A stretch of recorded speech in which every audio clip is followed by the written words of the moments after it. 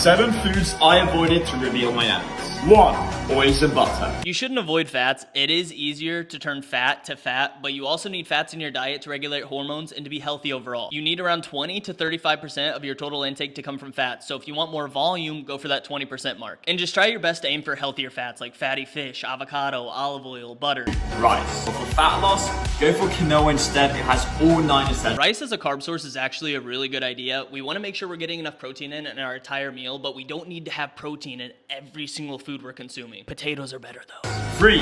Pasta. Pasta is also perfectly fine as a carb source. It's not as satiating as rice or potatoes, for instance. It's all about your total caloric intake for the day. 4. Bread. The more things you restrict or cut out of your diet, the more difficult it's going to be to adhere to it for a long period of time. If you're actually worried about bread, just opt for the low-calorie, high-fiber version. It's 40 calories a slice. 5. Peanut butter. Peanut butter is really easy to overeat because it's so calorically dense. I'd say it's best to probably limit it unless you need more fats for the day and you have room in your calorie goal for it. 6 is sushi. I love sushi, and honestly, some of the options are actually pretty low calorie, but eating at restaurants in general when in a fat loss phase is probably not a good idea just because you're never really sure what the calories are. Granola. Granola is generally high in sugar and not very filling, so it's not the best choice if you're hungry in a deficit. But again, if you have the calories and you already hit your protein goal, you can definitely still eat it in moderation. Don't restrict. You got this.